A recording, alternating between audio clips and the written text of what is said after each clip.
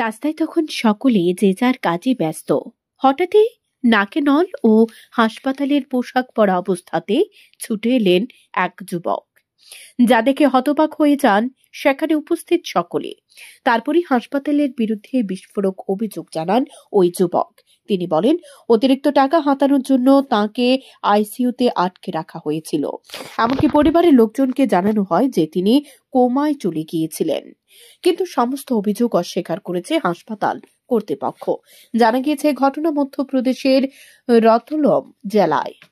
Social মিডিয়ায় viral হওয়া ভিডিওতে দেখা গিয়েছে রাস্তায় ওই যুবক নাকে নল লাগানো অবস্থায় দাঁড়িয়ে রয়েছে।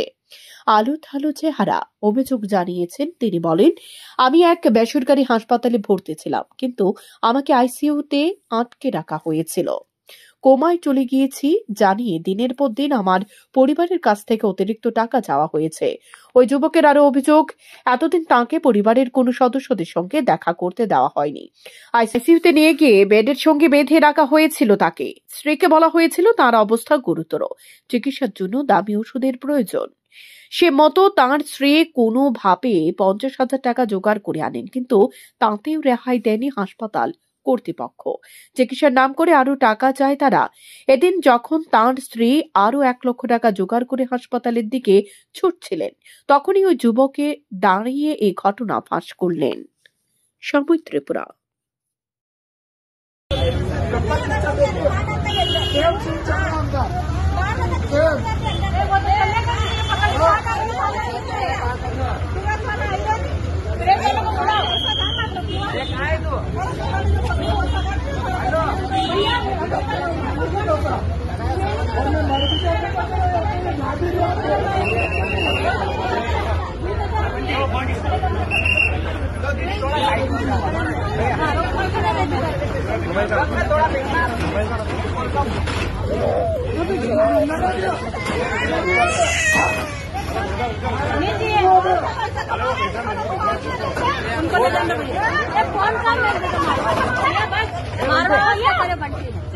सात जन है, पकड़ सात जन अंदर पकड़ मिलना जा रहे तो बोले तो बेहोश है।